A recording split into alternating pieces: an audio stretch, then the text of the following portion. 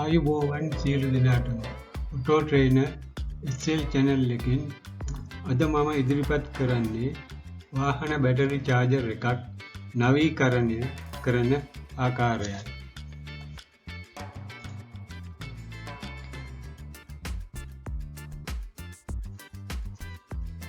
මෙම රූප සටහනේ දැක්වෙන බැටරි චාර්ජර් එක මම අලුතෙන් මිලදීගෙන වැඩපැය 15ක් පමණ ඉතා කෙටි කාලයකදී ක්‍රියා විරහිත විය. එලෙසම මා සතු ස්ටැන්ලි වර්ගයේ ඇම්පියර් 15 වාහන බැටරි චාර්ජරය වැඩපැය 25කදී ක්‍රියා විරහිත විය. මෙම චාර්ජර් දෙකම අයත් වනුයේ පූර්ණ ස්වයංක්‍රීය SMPS වර්ගයටය. තවද මෙම චාර්ජර් සඳහා සර්කිට් ඩයග්‍රම් එකක් අන්තර්ජාලයේ සොයා ගැනීමට නොහැකි විය. එම නිසා මෙම චාර්ජරය අප කලින් භාවිතා කළ සම්මත ට්‍රාන්ස්ෆෝමරයක් සහිත එකක් බවට පරිවර්තනය කිරීමට මම තීරණය කළෙමි. මෙම වීඩියෝවෙන් මා ඉදිරිපත් කරනුයේ එම නවීකරණය මා සිදු කළ ආකාරයයි.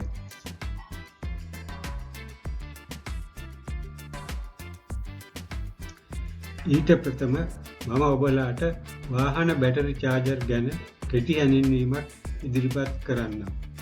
වාහන බැටරි චාර්ජර් වර්ග දෙකක් දැනට භාවිතා කරනවා. එකක් තමා මෙම රූප සටහනේ පෙන්වන්නේ මැනුවල් බැටරි චාර්ජර් කියලා. මේක බොහොම සරලයි. ඒකේ තියෙන ප්‍රධාන බල සැපයුම ඊළඟට අපි භාවිතා කරන ට්‍රාන්ස්ෆෝමර් එකක්. ට්‍රාන්ස්ෆෝමර් එකෙන් ඒ වෝල්ටීයතාවය අපි අඩු කර ගන්නවා වෝල්ට් 14කට ඒ අවශ්‍ය ප්‍රමාණයට. ඊට පස්සේ රෙක්ටිෆයර් එකක් භාවිතා කරනවා. රෙක්ටිෆයර් එකෙන් මේ ට්‍රාන්ස්ෆෝමර් එකෙන් ලැබෙන AC විදුලිය DC බවට පරිවර්තනය කරලා ඊට පස්සේ අවුට්පුට් එක අපි කෙලින්ම බැටරියට සම්බන්ධ කරනවා. එතකොට මේක බොහොම සරල පරිපථයක් තියෙන්නේ අලුත් වැඩියාවක් පහසුයි. එතකොට මේකේ ප්‍රධාන වශයෙන් වර්ග දෙකක් තියෙනවා. constant voltage සහ constant current. ඒ කියන්නේ නියත වෝල්ටීයත සහ නියත ධාරා කියලා වර්ග දෙකක් මේකේ තවදුරටත් එනවා. ඊළඟට දැන් මෙම වර්ගය භාවිතා කිරීමේදී අනිවාර්යයෙන්ම ඇම්පියර් මීටරයේ දෙස අවධානයෙන් සිටිය යුතුයි. එසේ නැතහොත් හයිඩ්‍රෝමීටරයක් භාවිතයෙන් බැටරිය ආරෝපණ තත්ත්වය වරින් වර පරීක්ෂා කළ යුතුයි. මෙසේ කළ යුත්තේ ඕවර්චාර්ජ් වීම වැළැක්වීමටයි. සරල බැටරි චාර්ජර් ක්‍රියා කරන්නේ නියත DC බල සැපයුමක් බැටරියට සැපයීමෙනි. මෙම චාර්ජර් කාලය හෝ බැටරියේ ආරෝපණ තත්ත්වය මත එහි අවුට්පුට් එක වෙනස් නොකරයි. සරල පරිපථයක් භාවිතා කරන නිසා නිෂ්පාදන වියදම අඩුයි. විදුලිය ගැන සාමාන්‍ය දැනීමක් ඇති කෙනෙකුට වුවද පහසුවෙන් අලුත් වැඩියා කරගත හැක. දෝෂ ඇතිවන්නේ ඉතාමත් කලාතුරකිනි.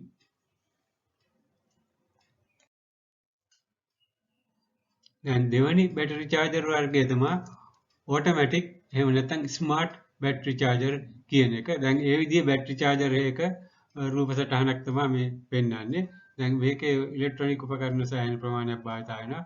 දැන් මේක ඉස්සෙල්ලා මෙතනින් පවර් සප්ලයි එක තියෙන්නේ. පවර් සප්ලයි එක ඇවිල්ලා මේ කැපැසිටර් පොඩි කොයිල් හරහා මේ භාවිතා කරන්නේ නැත්නම් මේ පරිපථේ ෆිල්ටර් කිරීම සඳහායි.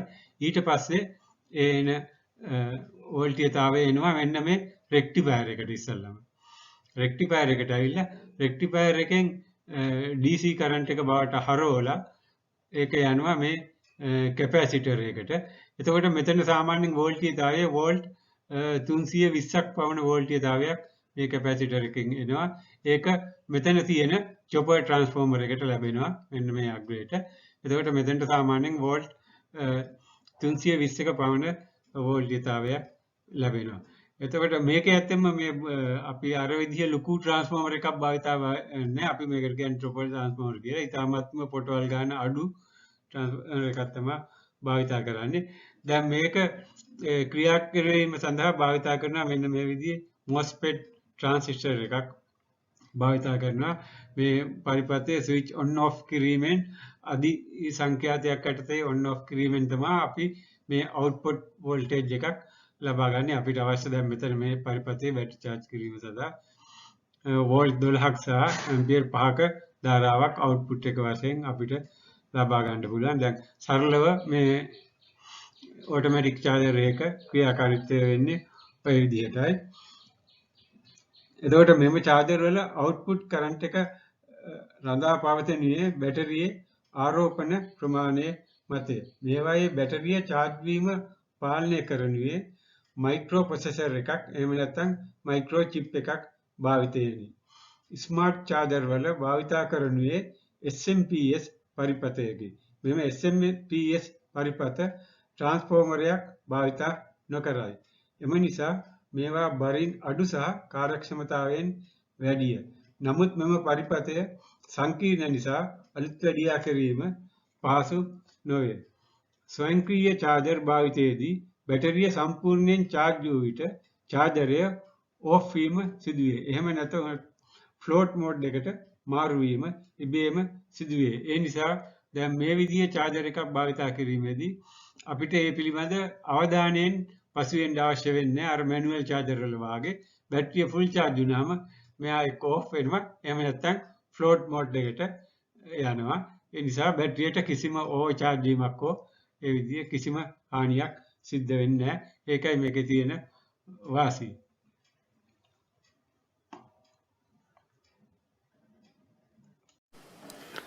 අපි දැන් මෙම charger එකේ circuit එකේ තියෙන දෝෂය කුමක්දයි සොයා බලමු. පළමුව අපි එයට විදුලි බල සැපයීම සපයාදී output voltage එකක් තියෙනවාදයි පරීක්ෂා කර බලමු. දැන් ඔයගලන්ට පේනවා ඇමීටර් එකේ රීඩින් එක තියෙන්නේ 0යි. ඒ කියන්නේ මේ ක්ලිප් වලට කිසිම වෝල්ටේජතාවයක් ලැබෙන්නේ නැහැ. දැන් ඊට පස්සේ අපිට කරන්න තියෙන්නේ මේ සර්කිට් එක තත්ත්වය කුමක්ද කියන එක පරීක්ෂා කරලා බලන එක. පළමුව අපි මෙන්න සර්කිට් එකේ තියෙන අධි වෝල්ටේජතා සෙක්ෂන් එකේ තියෙන කොටස් ටික හඳුනා ගනිමු. දැන් මෙතනින් තමයි අපිට AC power supply එක එන්නේ 230 supply එක. ඊට පස්සේ ඒක මේ NTC එකට යනවා. ඊට පස්සේ මෙතන තියෙන කැපැසිටර් එකට යනවා. කැපැසිටර් එක තව රෙසිස්ටර් එකක් තියෙනවා. ඊට පස්සේ ගමන් කරන්නේ මේ රෙක්ටිෆයර් එකට. මෙතන ඩයෝඩ් 4ක් තියෙනවා. රෙක්ටිෆයර් එකෙන් පස්සේ මෙම විදුලිය සැපෙන්නේ මෙන්න මේ බල්ක් ෆිල්ටර් කැපැසිටර් කියන එකට. එතකොට මේ ෆිල්ටර් එකේ කැපැසිටර් එකේ අධික වෝල්ටේජතාවයක් තියෙනවා. සාමාන්‍යයෙන් වෝල්ට් 320ක් පමණ වෝල්ටේජතාවයක් මේකේ තියෙන්න පුළුවන්.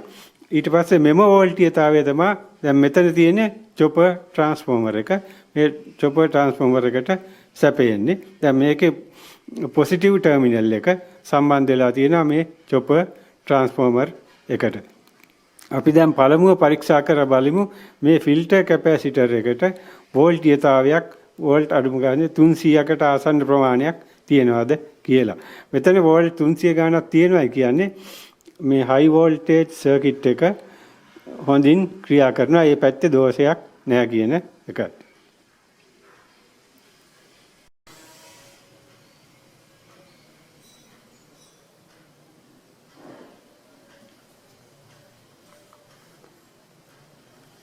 අපි දැන් බල්ක් කැපැසිටර් එකේ වෝල්ටේජතාවය පරීක්ෂා කරලා බලමු. දැන් ඔයගලන්ට පේනවා ඒකේ වෝල්ටේජතාවය වෝල්ට් 311ක් තියෙනවා. ඒ කියන්නේ මේ හයි වෝල්ටේජ් සර්කිට් එකේ කිසිම දෝෂයක් නැහැ. ඉතාමත් හොඳ වෝල්ටේජතාවයක් තියෙන්නේ. ඊළඟට අපි බලමු මෙතන චොපර් ට්‍රාන්ස්ෆෝමර් එකට මේ බල්ක් කැපැසිටර් එකේ ෆිල්ටර් කැපැසිටර් එකෙන් කෙලින්ම සප්ලයි එක දීලා තියෙනවා ඒකේ කොයිල් එකට. මේ තියෙන්නේ ඒ ටර්මිනල් එක. එතකොට මෙතනට වෝල්ටේජ් එක කොච්චර එනවද කියලා බලමු.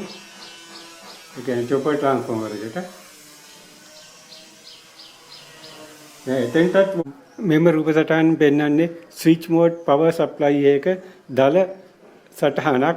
මොකද මේ charger එකේ ඇත්තෙන්ම සර්කිට් ඩයග්‍රෑම් එකක් මට හොයාගන්න බැරි වුණා අන්තර්ජාලයේ පාවා. ඒ නිසා මම මේ දල සටහනක් ඔයගලන්ට ඉදිරිපත් කරන්නේ. දැන් අපි පරීක්ෂා කළ පරිදි මෙන්න මේ දක්වා ඒ කියන්නේ බල්ක් කැපැසිටර් එක දක්වා අපිට වෝල්ටීයතාවයක් වෝල්ට් 310ක්ම ලැබෙනවා. ඒ නිසා මෙතන ඉඳලා මෙතනින් තමයි AC සප්ලයි එක තියෙන්නේ.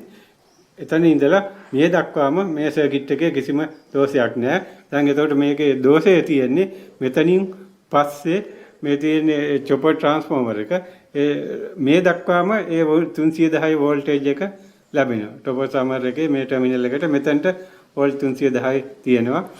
එතනින් පස්සේ තමයි මේ චොපින් සර්කිට් එකේ තමයි ප්‍රශ්නේ තියෙන්නේ.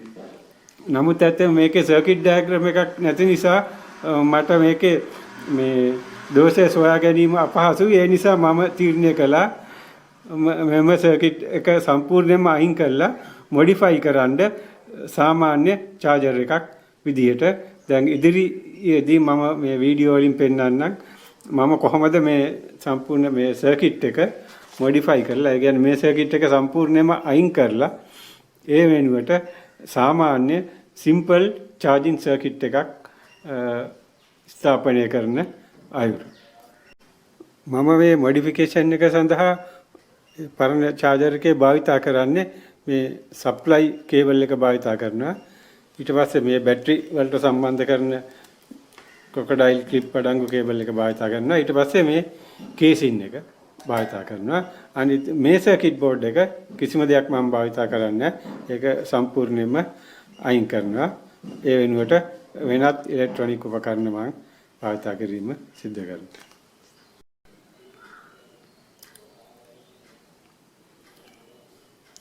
දැන් මම පරිපත රූප සටහනක් භාවිතා කරමින් මෙම නවීකරණය සිදු කරන පිළිවෙල පැහැදිලි කරන්නම්. අපි දැන් මේ සර්කිට් එක පටන් ගන්නෙ මෙතන තියෙන ට්‍රාන්ස්ෆෝමර් එකෙන්. එතකොට මේ ට්‍රාන්ස්ෆෝමර් එකේ ඉන්පුට් එක තමයි මෙතන තියෙන්නේ 230 වෝල්ටේජ් එක සප්ලයි එක මේ ප්‍රයිමරි කොයිල් එක. ඊට පස්සේ මම භාවිතා කරන ට්‍රාන්ස්ෆෝමර් එකේ සෙකන්ඩරි කොයිල් දෙකක් තියෙනවා. එතකොට ඒකෙන් එක අවුට්පුට් එකක් අපිට ලැබෙනවා වෝල්ට් 15ක් AC වෝල්ට් 15ක් ලැබෙනවා. අනිත් සෙකන්ඩරි එකෙන් ලැබෙනවා වෝල්ට් 9ක්. එතකොට මම බැටරි charge කිරීම සඳහා භාවිතා කරන්නේ මෙන්න මේ වෝල්ට් 15 AC සප්ලයි එක. ඊට පස්සේ දැන් මෙතනින් එන ඒ අවුට්පුට් එක අපිට දැන් බැටරි charge කිරීම සඳහා DC විදුලිය එහෙම නැත්නම් සරල ධාරාවක් බවට පරිවර්තනය කරගන්න ඕනේ. ඒ නිසා මම මෙතන මේ රූපතරණ බෙල්ලා තියෙන බ්‍රිජ් රෙක්ටිෆයර් එක භාවිතා කරනවා. එය සරල ධාරාවක් බවට පරිවර්තනය කිරීම සඳහා. එතකොට මේකෙන් අපිට අවුට්පුට් එක වශයෙන් මෙතන ධනාග්‍රයෙන් ලැබෙන වෝල්ට් 20.7ක DC ධාරාවක් ලැබෙනවා මේ රෙක්ටිෆයර් එකෙන් පසුව. එතකොට එම විදුලි ධාරාව තවදුරටත් ස්මූත් කිරීම සඳහා මම මෙතන භාවිතා කරනවා කැපැසිටර් එකක්. ඒ කැපැසිටර් එකේ විස්තර ගන්නවා නම් ඒක එන්නේ මයික්‍රෝෆැරඩ් 4700ක කැපැසිටර් එකක් වෝල්ට් 35 කැපැසිටර් එකක් තමයි මෙතන මම ඒ භාවිතා කරලා තියෙන්නේ. දැන් ඊට පස්සේ දැන් මේ සර්කිට් එක මම භාවිතා කරන්නේ බැටරි charge කිරීම නිසා දැන් මෙතන අවුට්පුට් එක තියෙනවා වෝල්ට් 20.7ක්. එතකොට මේ වෝල්ටීයතාවයෙන් අපිට බැටරි charge කරන්න බෑ. ඒක ඉතාමත් අධිකයි. ඒ නිසා මම මේ සඳහා භාවිතා කළා මේ තියෙන DC DC buck converter කියන එක. එතකොට මේ කන්වර්ටර් එක භාවිතා කරලා මේක මම AliExpress එකෙන් මිලදී ගත්තේ. භාවිතා කළා මට අවශ්‍ය වෝල්ටීයතාවයකට පරිවර්තනය කරගන්න පුළුවන්. එතකොට මේ step down buck converter කියන එක. එතකොට මේක වෝට් 300ක එකක්. මේකෙන් ඇම්පියර් 200ක දක්වා ධාරාවක් ලබා ගැනීමට පුළුවන්. දැන් මේකේ ඉන්පුට් වෝල්ටීයතාවය ඒගොල්ලෝ දීලා තියෙනවා වෝල්ට් 40 දක්වා පුළුවන්. අවුට්පුට් එක වෝල්ට් 30ක් වගේ දක්වා පුළුවන්. එච්චර වෝල්ටීයතාවයක් අවශ්‍ය වෙන්නේ නැහැ. දැන් මගේ කාර්ය සඳහා අවශ්‍ය වෙන්නේ වෝල්ට් 14.7ක්. මම එතකොට මේකේ තියෙනවා මේ වෝල්ටේජ් එකයි කරන්ට් එකයි ඇඩ්ජස්ට් කරන්න වෙනම සීරු මාරු කිරීම සඳහා උපකරණ සපයලා දීලා තියෙනවා. ඒකෙන් මම ඇඩ්ජස්ට් කරලා තියෙන්නේ වෝල්ට් 14.4කට. ඊට පස්සේ මෙතන මේ රූප සටහනෙන් පෙන්නන්නේ මේ ඩිජිටල් වෝල්ට් ඇම්පියර් මීටර එකක් මම භාවිතා කරනවා.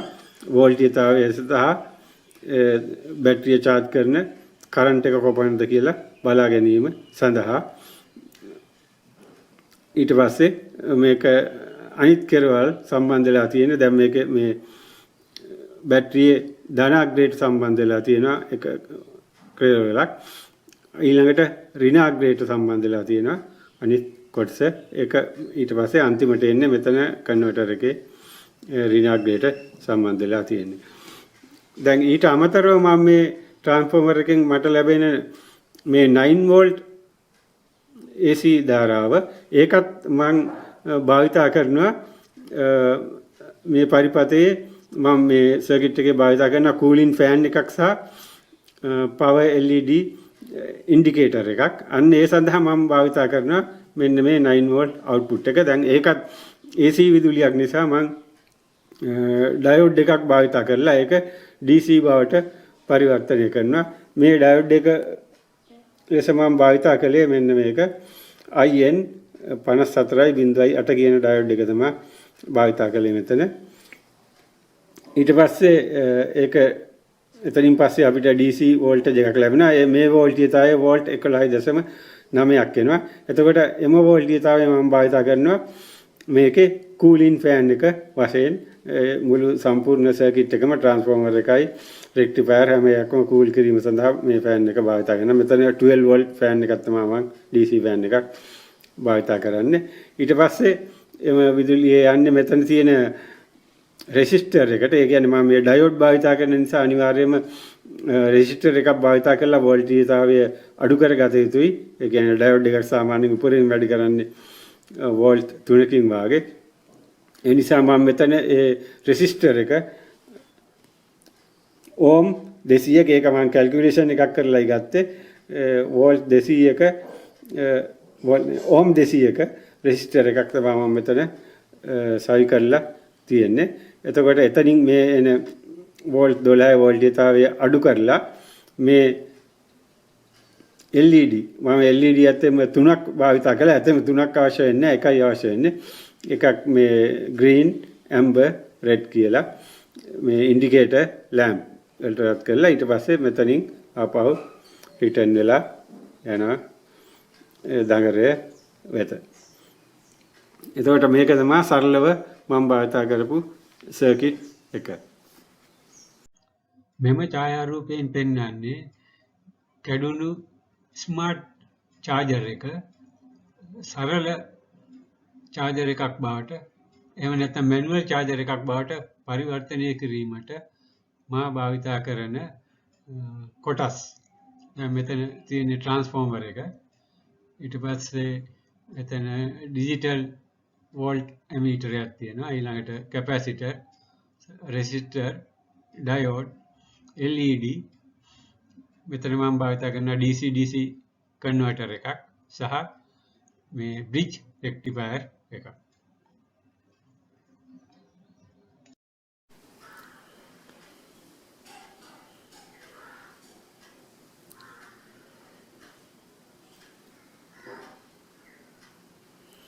මෙම ඔරිජිනල් බැටරි චාර්ජර් එක ෆුල් ඔටෝමැටික් බැටරි චාර්ජර් එකක්. මම දැන් ඒක මොඩිෆයි කරන්න යන්නේ මැනුවල් ටයිප් චාර්ජර් එකකට. ඒ සඳහා මම භාවිතා කරන්නේ මේ රූප සටහනේ පෙන්වන කන්වෙන්ෂනල් ට්‍රාන්ස්ෆෝමර් එකක්. ඒ කියන්නේ සාමාන්‍ය ඔයගොල්ලෝ දන්න ට්‍රාන්ස්ෆෝමර් එකක්. එතකොට දැන් මේ සඳහා අපිට අවශ්‍ය වෙනවා 230 වෝල්ට් 13ට ස්ටෙප් ඩවුන් කරන ට්‍රාන්ස්ෆෝමර් එකක්. නමුත් දැන් රටේ පවතින තත්ත්වය අනුව ඒ විදිහේ ට්‍රාන්ස්ෆෝමර් එකක් හොයා ගැනීම අපහසු වුණා. මම වෙළඳපොලේ සර්ච් කරලා බලපුවාම ගක් අවුට් ඔෆ් ස්ටොක් කියලා තමයි වැටුනේ. ඒ නිසා මම තීරණය කළා මා ළඟ තිබුණු පරණ අයින් කරපු Sony මියුසික් සිස්ටම් එකක තිබුණ මෙන්න මේ චාර්ජරය ඒ සඳහා පාවිච්චි කරන්න. එතකොට මේ ට්‍රාන්ස්ෆෝමර් එක පාවිච්චි කරද්දී පොඩි ගැටලුවක් තියෙනවා. දැන් මේකේ ඉන්පුට් වෝල්ටේජ් එක මෙතනින් තියෙන ඒක නම් 230මයි. නමුත් අවුට්පුට් එක මෙතන ප්‍රශ්නයක් තියෙනවා. දැන් මේකේ මේ අවුට්පුට් දෙකක් තියෙනවා. සෙකන්ඩරි වයින්ඩ් එකේ අවුට්පුට් දෙකක් තියෙනවා. එතකොට මේ රතු පාට වයර් දෙකෙන් දෙන අවුට්පුට් එක ඒක එනවා වෝල්ට් 15ක් වෙනවා AC වෝල්ට් එක 15ක් වෙනවා. මේ නිල් පාට වයර් දෙකෙන් දෙන වෝල්ටේජ් එක වෝල්ට් 9ක් වෙනවා. එතකොට දැන් මේක රෙක්ටිෆයර් එක හරහා යවුවට පස්සේ මේ රතු පාට එක වෝල්ට් 20කට ආසන්න ප්‍රමාණයක් වෙනවා. එතකොට මේ නිල් පාට එකෙන් වෝල්ට් 11.9කට ආසන්න ප්‍රමාණයක් අපිට ලැබෙනවා. එතකොට දැන් මේ ට්‍රාන්ස්ෆෝමර් එක මම භාවිතා කරනවා නම් මට වෙනමම දැන් ඒ වෝල්ට් 20කින් බැටරිය charge කරන්න බෑ. ඒක අපිට 14.4කට වාගේ අඩු කර ගන්න ඕනේ. ඒ සඳහා වෙනම කන්වර්ටර් එකක් භාවිතා කරන්න සිද්ධ වෙනවා.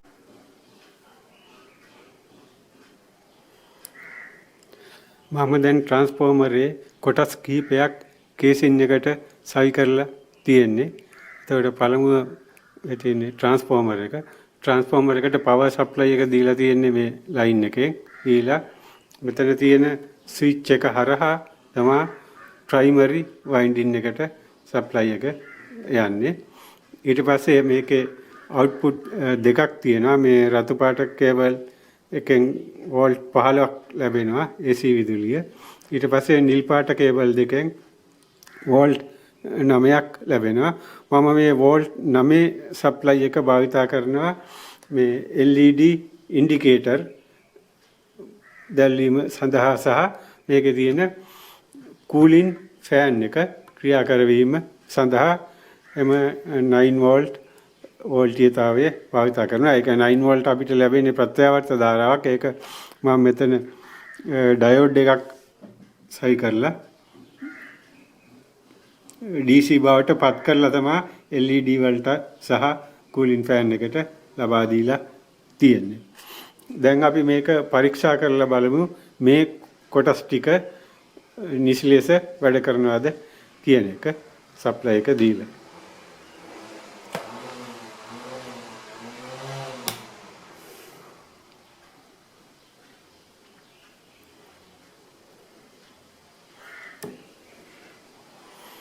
දැන් ඔයගලන්ට පැහැදිලිව පේනවා LED ලයිට් පත්තු වෙනවා. ඊළඟට කූලින් ෆෑන් එක වැඩ කරනවා. ඒ කියන්නේ මේ දක්වා කරපු සර්කිට් එකේ කිසි අවුලක් නැහැ. සියල්ල හොඳින් ක්‍රියාත්මක වෙනවා.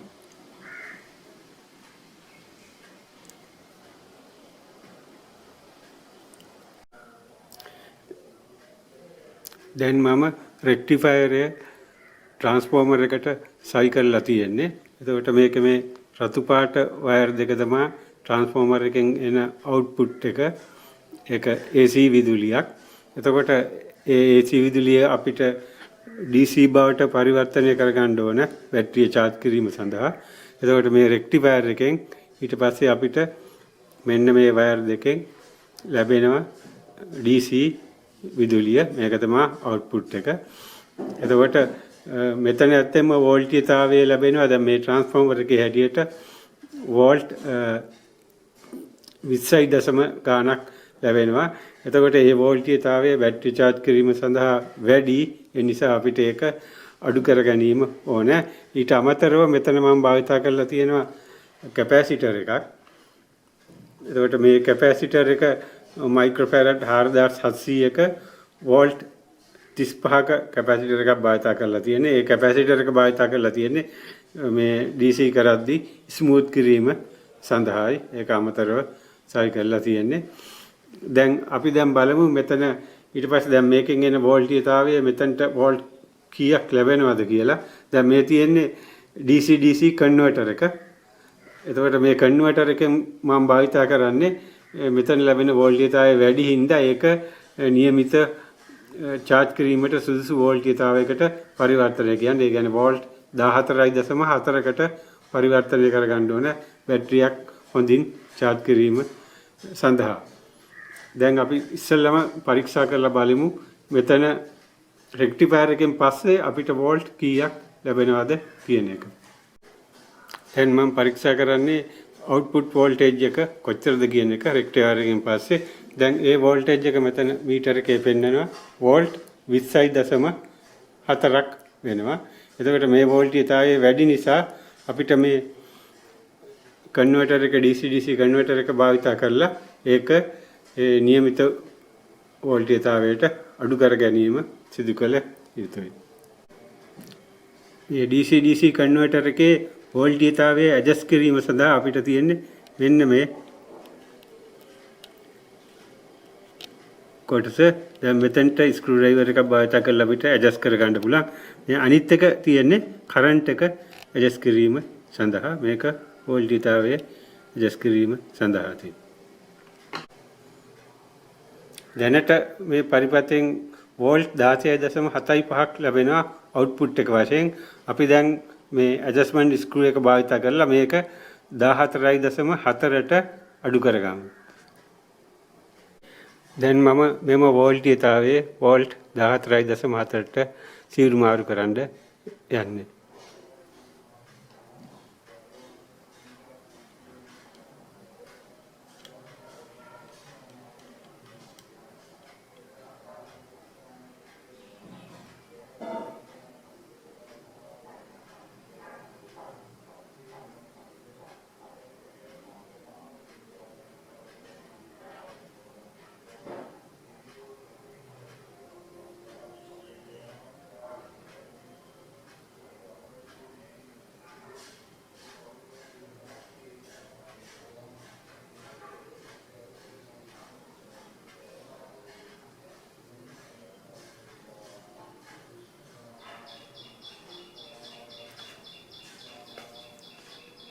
දැන් වෝල්ටීයතාවය 14.4යි.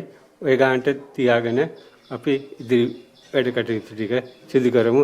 ඊළඟට දැන් ඉතිරිලා තියෙන්නේ මේ චාර්ජර් එකට මේ තියෙන මේ ඩිජිටල් වෝල්ට් ඇම්පියර් මීටර එක සවි කිරීම. ඊට පසු සියලුම වැඩ අපිට සම්පූර්ණයෙන්ම පරීක්ෂා කරලා බලන්න පුළුවන්.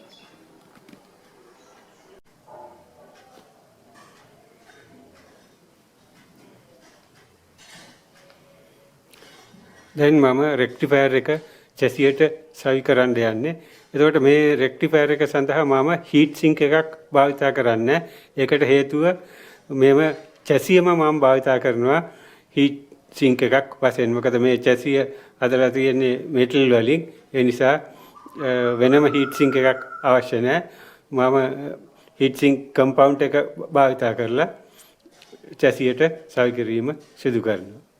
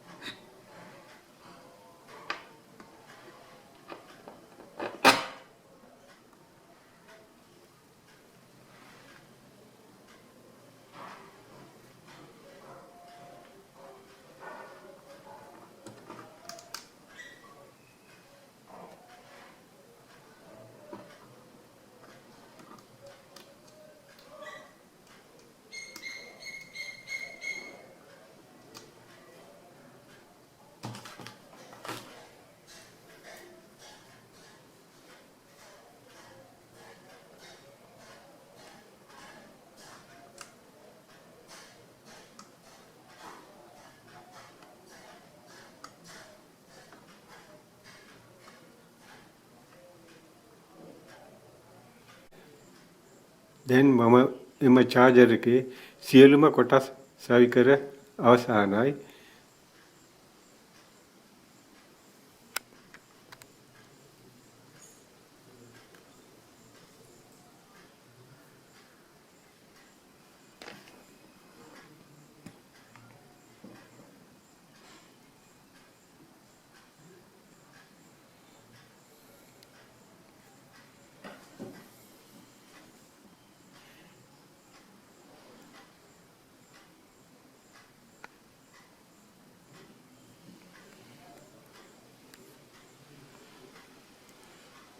ඊළඟට අපි මේකට පවර් සප්ලයි එක දීලා ක්‍රියාකාරීත්වය කෙසේදයි බලමු.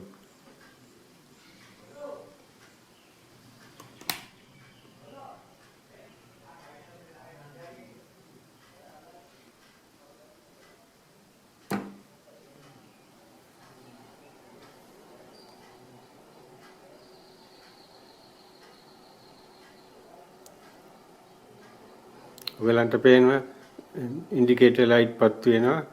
ඒකේ මීටර එකේ වෝල්ටීයතාවය පෙන්වනවා වෝල්ට් 14.62ක්. මෙතන නිල් පාටින් තියෙන ඇම්පියර් ගාන. දැන්ට මම බැටරියක් සම්බන්ධ කරලා නැති නිසා ඇම්පියරේජ් එකක් පෙන්වන්නේ නැහැ. ඒකයි එතන බිඳුව වශයෙන් දක්වන්නේ. අපි ඊළඟට බැටරියක් සවි කරලා ප්‍රායෝගිකව බලමු මෙහි ක්‍රියාකාරීත්වය කෙසේද කියලා. මම දැන් බැටරියක් සම්බන්ධ කරලා තියෙන්නේ මෙම චාර්ජර් එකට. අපි දැන් සප්ලයි එක දීලා බලමු charging voltage එකයි current එකයි කොපමණද කියන එක.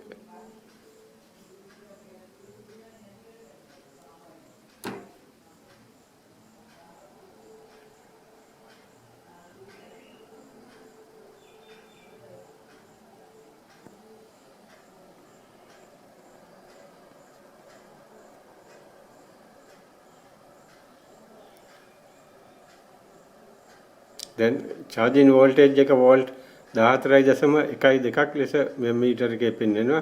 ඊළඟට charging current එක ඇම්පියර් ඉන්නේ 0.67ක් වාගේ දැනට පෙන්වන්නේ.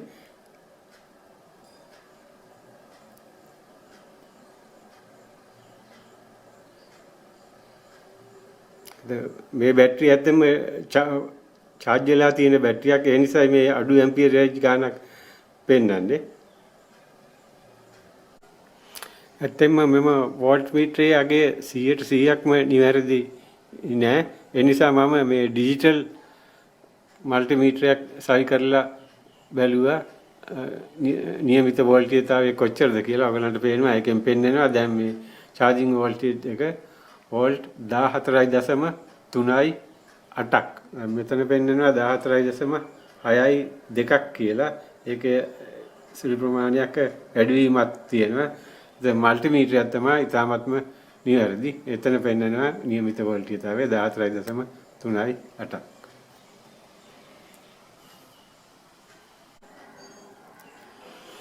මම දැන් මෙම චාර්ජර් එකේ කලින් තිබුණු සර්කිට් එකයි දැන් තියෙන සර්කිට් එකයි අතර සංසන්දනය කිරීමක් කරන්න යන්නේ. දැන් පළමුව අපි බලමු මේ තියෙන්නේ මෙම චාර්ජර් එකේ තිබුණේ පළමුව තිබුණේ ඔරිජිනල් සර්කිට් එක. එතකොට මේ වර්ගයේ සර්කිට් එකක් අපි කියන්නේ SMPS type සර්කිට් එකක් කියලා. ඒ කියන්නේ switch mode power supply වර්ගයේ සර්කිට් එකක්. දැන් මේ විදිහේ සර්කිට් එකක තියෙන වාසිය තමයි මේක දැන් ප්‍රමාණයෙන් කුඩයි බරින් ඉතාමත්ම අඩුයි කාර්යක්ෂමතාවයෙන් වැඩි. නමුත් මේ වල තියෙන ප්‍රශ්නේ තමයි ඉක්මනට හානියට පත් වෙනවා. දැන් ඇත්තම මේ චාර්ජර් එක මාට පැය 15කට වැඩිය පාවිච්චි කළේ නෑ. හානියට පත් වුණා. මේ සර්කිට් එක පිච්චිලා තියෙන්නේ. ඒ නිසායි මම ඒක දැන් මොඩිෆයි කළේ. දැන් මේ විදිහේ එකට අපි කියන්නේ කන්වෙන්ෂනල් ටයිප් චාර්ජර් එකක් කියලා. දැන් මේ විදිහේ එක අපි ලොකු ට්‍රාන්ස්ෆෝමර් එකක් භාවිත කරනවා. කරලා තමයි charging circuit එක හදලා තියෙන්නේ. ඉතින් මේකේ ටිකක් කාර්යක්ෂමතාවය අඩුයි. ඒ වුණාට සෑහෙන කාලයක් පාවිච්චි කරන්න පුළුවන්. සර්කිට් එක සරලයි. ඕනම කෙනෙකුට පහසුවෙන් අලුත් වැඩියක් කරගන්න පුළුවන්. දැන් මේ සර්කිට් එකේ සර්කිට් ඩයග්‍රෑම් එකක්වත් මට හොයාගන්න බැරි වුණා. අන්තර්ජාලයේවත් මේ අර්ථෙඩියා කිරීම සඳහා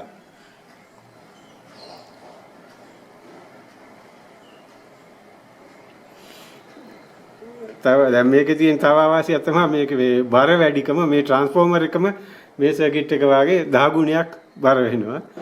ඒක තමයි ප්‍රධානම අවාසිය. දැන් නිෂ්පාදනයේ පැත්තෙන් ගත්තොත් නිෂ්පාදන වියදම වැඩි මේ වාගේ ට්‍රාන්ස්ෆෝමර් එක. ඒ කියන්නේ යන ද්‍රව්‍ය වල ප්‍රමාණය වැඩි නිසා. දැන් මෙතන ඔයගලන්ට පේනවා ඊටාත්ම සහැල්ලු කුඩා ට්‍රාන්ස්ෆෝමර් එකක් තියෙන්නේ මේ චොපර් එකක් මෙන්න මේක. අනිත් ඒවා ඊටාත්ම මිල අඩු ඉලෙක්ට්‍රොනික උපකරණයි IC එක විතරයි තියෙන්නේ. දැන් මම මේ බැටරි චාර්ජරය භාවිතා කරලා ඇම්පියර් පැය 90 බැටරියක් charge කරන්නයි සූදානම් වන්නේ. දැන්ට මම සම්බන්ධ කරලා තියෙනවා වෝල්ටේජය වෝල්ට් 12.16ක් ලෙස පෙන්වනවා. දැන් අපි බලමු සප්ලයි එක දීලා කොහොමද තත්ත්වය කියලා.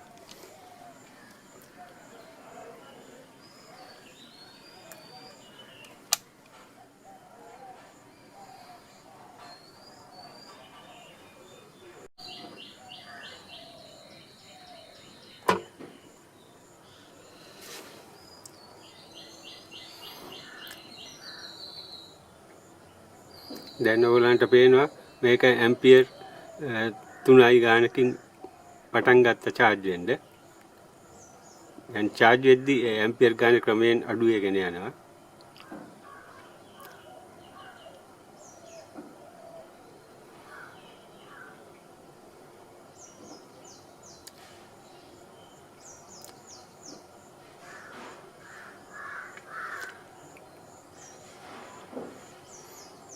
charging වෝල්ටේජය වෝල්ට් 14.59ක් ලෙස පෙන්වන්න කරනවා. එහෙනම් බොහොම ස්තුතියි සියලු දෙනාටම මෙම වීඩියෝ නැරඹුවාට. ඔබට මෝටර් රථ තාක්ෂණය පිළිබඳ වීඩියෝ නැරඹීමට අවශ්‍ය නම් ඔටෝ ට්‍රේනර් SL channel හා සම්බන්ධ වන්න. මම දැනටමත් වීඩියෝ 45ක් පමණ අප්ලෝඩ් කර තිබෙනවා. මගේ channel එක subscribe කරන්න, මිතුරන් අතරේ share කරන්න. මෙවන් වීඩියෝකින් නැවත හමු වෙමු. ස්තුතියි.